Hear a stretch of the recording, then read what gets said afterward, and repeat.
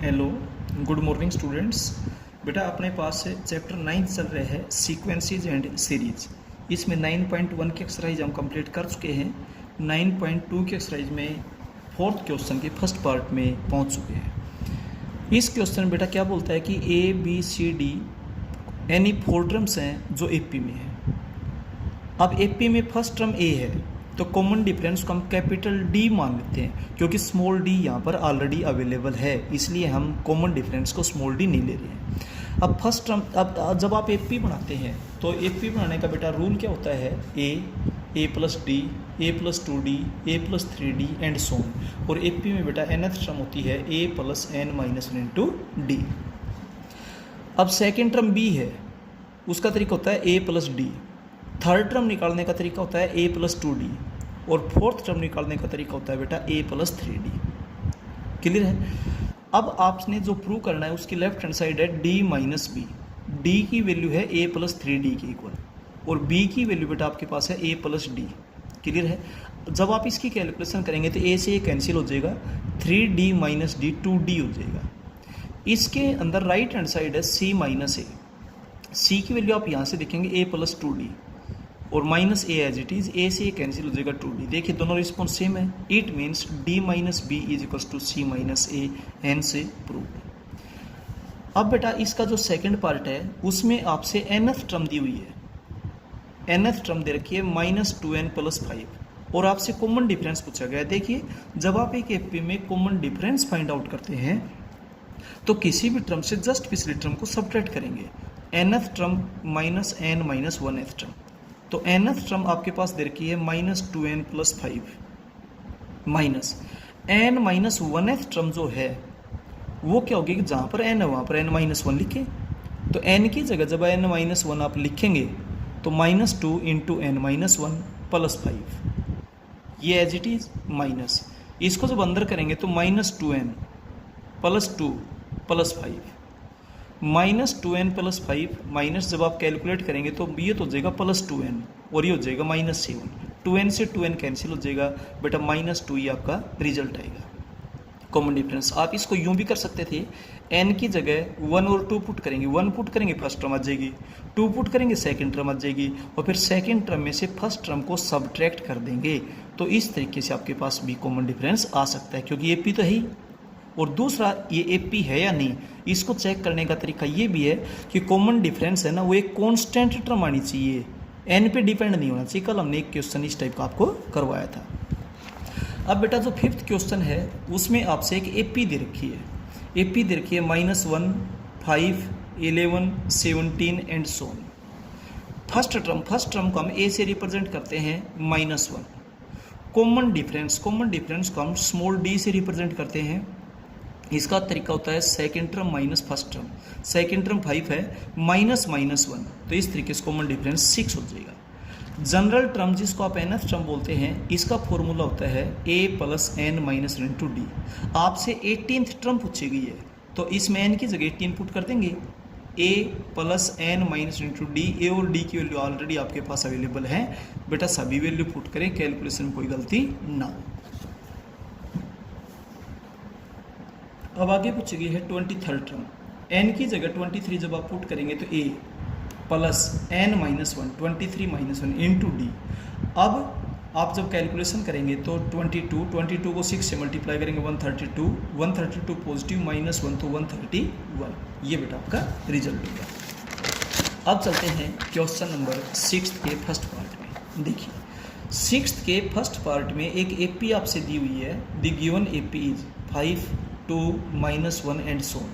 आप एपी को जब ऑब्जर्व करेंगे तो फर्स्ट टर्म जिसको आप ए से रिप्रेजेंट करते हैं वो है 5। कॉमन डिफरेंस जिसको आप डी से रिप्रेजेंट करते हैं, इसका फॉर्मूला होता है second term minus first term या third term minus second term. जब आप कैलकुलेट करेंगे तो -3 आएगा। ये कहता है कि इस एपी की कौन सी टर्म -22 होगी, तो हमने nth टर्म मान ली। Let nth term is equals to -22। nth term का फॉर्मूला होता है a plus n minus 1 into d is equals to -22। आप a और d की वैल्यू पुट कीजिए, लेकिन सुनिए जब d की वैल्यू नेगेटिव हो तो बेटा इसको ब्रैकेट में लेना जरूरी है, अदरवाइज मीनिंग ही चेंज हो जाएगा। क्योंकि डी इसके साथ मल्टीप्लीकेशन में है। अब आप कैलकुलेशन करेंगे तो 5 - 3n + 3 = -22। -3n बेटा ये इधर +8 उधर जाकर -8 हो जाएगा तो -30। n की वैल्यू 10 आ गई। n एक नेचुरल नंबर आना चाहिए। अगर n एक नेचुरल नंबर नहीं आता है इट मीन्स इस एपी में ऐसी कोई टर्म ही नहीं होगी जिसकी वैल्यू -22। अगर n एक नेचुरल नंबर नहीं आता तो, क्योंकि एक टर्म का जो सीरियल नंबर होता है ना वो हमेशा एक नेचुरल नंबर होता है। First term, second term, third term, fourth, fifth, sixth, seventh and so. इसका जो सेकंड पार्ट है इसमें बेटा आपसे एपी दी हुई है 20, 19 and 1/4, 18 and half, 17 and 3/4 and so. आप इनको बेटा मिक्स्ड फ्रैक्शन में जब आप लिखेंगे प्रॉपर में तो आपके पास हो जाएगा 20, 77/4, 37/2, 71/4 एंड सो। फर्स्ट टर्म जिसको आप ए से रिप्रेजेंट करते हैं क्या है 20। कॉमन डिफरेंस जिसको आप डी से रिप्रेजेंट करते हैं second term minus first term. तो बेटा जब आप कैलकुलेशन करेंगे तो -3/4 आएगा। इसने कहा है कि इस एपी की सबसे पहली नेगेटिव टर्म बताओ कौन सी होगी। तो नेगेटिव है इट मीन्स वो 0 से छोटी है। नेगेटिव का मतलब लेस देन 0। हमने मान ली कि इसकी nth टर्म लेस देन 0 है। nth टर्म का फॉर्मूला होता है a + n - 1 × d less than 0। a आपके पास क्या है 20 + n - 1 × d, d आपके पास है -3/4 लेस देन 0। अब बेटा यहाँ से एलसीएम तो आ जाएगा 4, 1 से डिवाइड करेंगे 4, 4 को 20 से मल्टीप्लाई करेंगे 80, -3 को जब अंदर मल्टीप्लाई करेंगे -3n + 3 लेस देन 0। 83 - 3n 4 से दोनों तरफ मल्टीप्लाई कर दिया, 4 पॉजिटिव है। और बेटा ध्यान रखिए कि इन इक्वेशन में जब आप पॉजिटिव नंबर से मल्टीप्लाई करते हैं तो कोई साइन चेंज नहीं होता, और जब आप नेगेटिव नंबर से मल्टीप्लाई करते हैं तो साइन चेंज होता है। -3n लेस देन इधर जाकर -83 हो गया। अब आप दोनों तरफ -3 से डिवाइड करेंगे तो -3 क्या है नेगेटिव, और नेगेटिव नंबर से डिवाइड करेंगे तो साइन चेंज हो जाएगा। इस बात का विशेष ध्यान रखिएगा। ये टॉपिक आपको लीनियर इक्वेशन वाले चैप्टर में बताया गया था। तो बेटा n is greater than 27 and 2/3। n की वैल्यू 27 एंड 2/3 से बड़ी है। इससे बड़ी तो बेटा 28, 29, 30, 31, 32 सभी है। लेकिन सबसे कम सबसे पहली नेगेटिव टर्म पूछी है तो सबसे पहले कौन सा आएगा, n की वैल्यू 28 आएगी। बेटा ये आपका रिजल्ट। अब चलते हैं बेटा क्वेश्चन नंबर 7। देखिए क्वेश्चन नंबर 7 में एक एपी दे रखी है 7, 13, 19, 25 एंड सोन, और लास्ट टर्म है 205। ये पूछता है कि इसमें टोटल कितनी टर्म्स हैं या लास्ट टर्म कौन सी टर्म है। मीनिंग तो सेम ही हुआ। तो बेटा एपी में फर्स्ट टर्म आपके पास है 7। कॉमन डिफरेंस फाइंड आउट करने का तरीका होता है second term minus first term, 13 - 7 यानी कि 6 हो जाएगा। अब लास्ट टर्म को हम nth टर्म मान लेते हैं। nth टर्म है 205। nth टर्म का फॉर्मूला होता है a + n - 1 × d = 205। a आपके पास क्या है 7, n - 1 × d, d क्या है आपके पास 6, 205। बेटा जब आप इसको सोल्व करेंगे तो 7 + 6n - 6 = 205। 6n यहाँ पर 7 - 6 1 इधर पॉजिटिव उधर जाके नेगेटिव का 204 बचेगा। अब 6 से बेटा आप डिवाइड करेंगे तो n = 34। 34 एक नेचुरल नंबर है, इसलिए 205 इसकी 34th टर्म है। अगर n की वैल्यू एक नेचुरल नंबर नहीं आती तो इट मीन्स 205 इस एपी की कोई टर्म ही नहीं होगी। क्लियर है। अब चलते हैं इसके सेकंड पार्ट में। सेकंड पार्ट में एपी दी हुई है 3, 8, 13, 18 एंड सोन। फर्स्ट टर्म आपके पास है 3। Common difference second term minus first term आ जाएगा 5। अब ये पूछता है क्या 302 इसकी कोई एक टर्म है एपी की। हम मान लेते हैं लेट इस एपी की nth टर्म 302 है। ठीक है, nth टर्म का फॉर्मूला लगाएंगे a + n - 1 × d 302। a और d की वैल्यू आप पुट करेंगे तो n की वैल्यू जो आई वो एक नेचुरल नंबर नहीं है, और n की वैल्यू एक नेचुरल नंबर नहीं है क्योंकि टर्म का नंबर तो हमेशा नेचुरल नंबर ही होता है। First term, second term, third term, fourth term, fifth term and so on. लेकिन बेटा ये एक नेचुरल नंबर नहीं है। इट मीन्स इस एपी की ऐसी कोई टर्म ही नहीं है जिसकी value 302। There is no term having the value 302। इस क्वेश्चन के थर्ड पार्ट में देखिएगा k + 2, 4k minus 6, 3k minus 2 are 3 consecutive terms of an AP. ये एपी की 3 लगातार आने वाली टर्म्स हैं।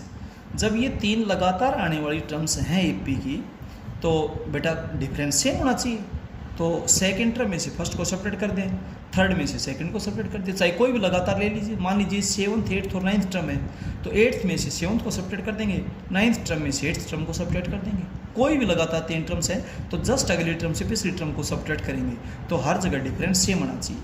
अब आप इसमें जब कैलकुलेशन करेंगे 4k माइनस के होगा 3k, माइनस 6 माइनस 2 माइनस 8, यहाँ पर आपके पास होगा माइनस के, माइनस 2 प्लस 6 प्लस 4 हो जाएगा, 3k इधर आकर प्लस के 4k हो जाएगा, 8 इधर आकर पॉजिटिव हो जाएगा 12, तो k की वैल्यू आपके पास बेटा 3 आ जाएगी। क्लियर है।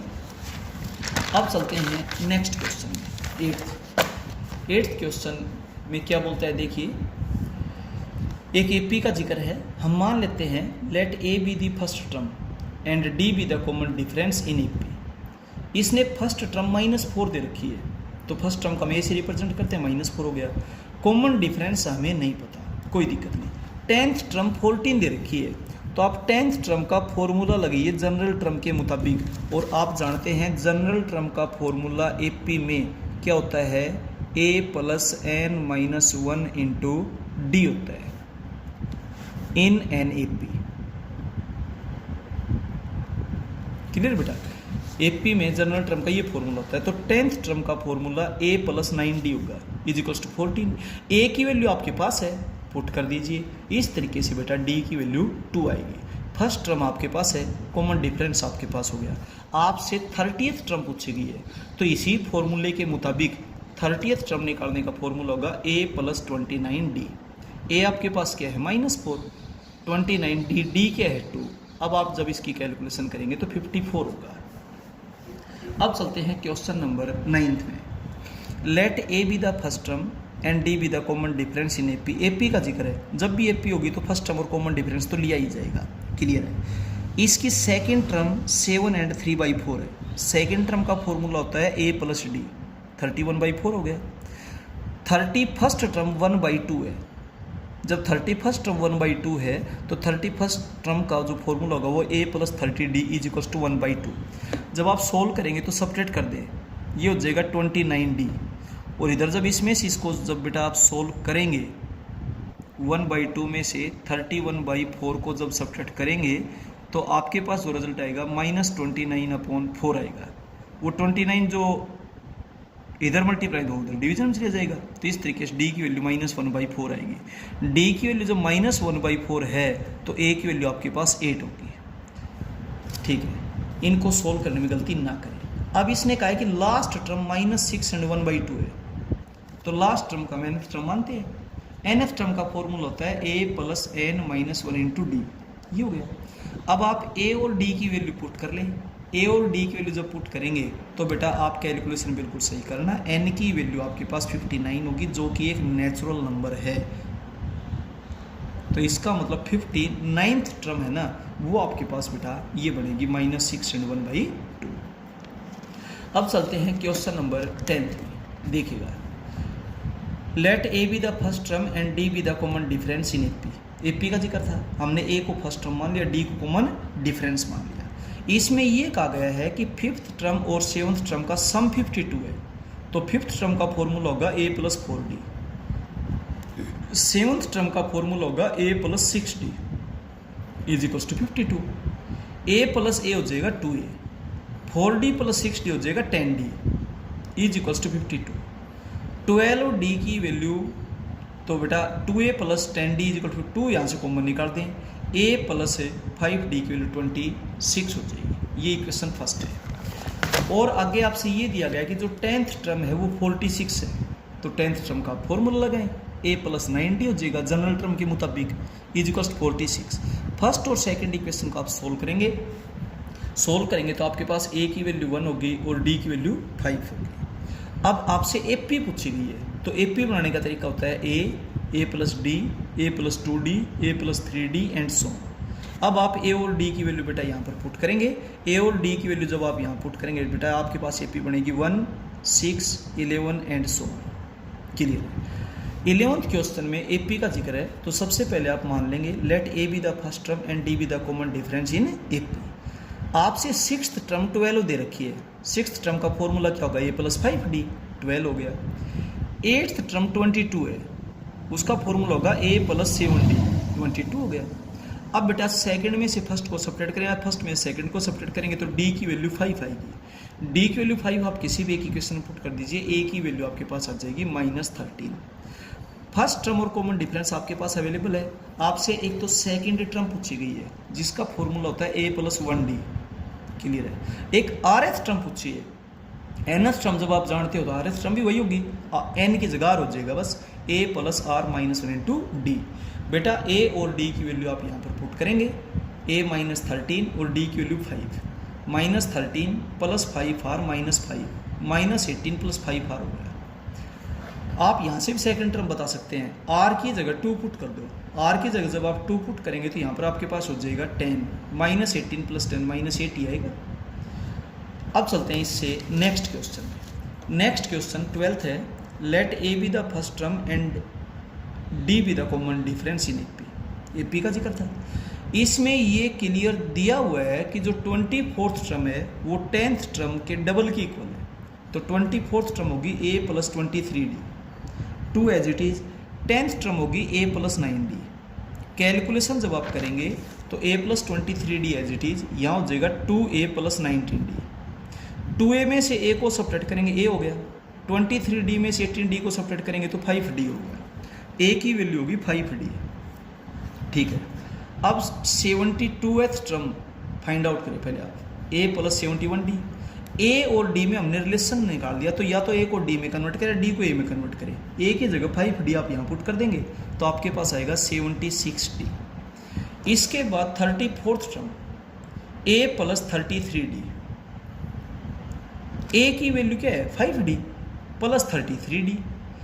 5d और 33d को जब आप ऐड करेंगे तो आपके पास होगा 38d।